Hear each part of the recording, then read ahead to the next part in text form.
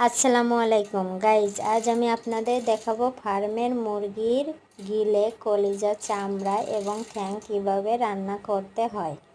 দেখেন, আমি সব ধরনের মশলাকে হাতে বেটে নিয়েছি এবং পেঁয়াজ কুচি করে দিয়েছি।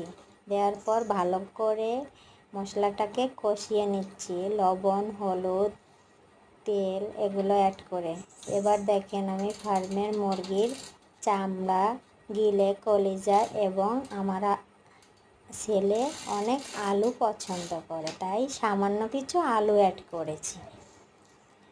দেখেন কত সুন্দর, যত কষাবেন ততই স্বাদ লাগবে। আমি ফার্মের মুরগিটাকে ধুয়েই রান্না করছি, তো সঙ্গে সঙ্গে এর জন্য পানি হয়েছে। ফাইনালি দেখেন, আমার ফার্মের মুরগির গিলে, কলিজা, চামড়া এবং আলু রান্না কত সুন্দর কালার এসেছে। আপনারা ঠিক একদিন এভাবে রান্না করে খেয়ে দেখবেন এবং দেখে কমেন্টে জানাবেন কেমন হয়েছে।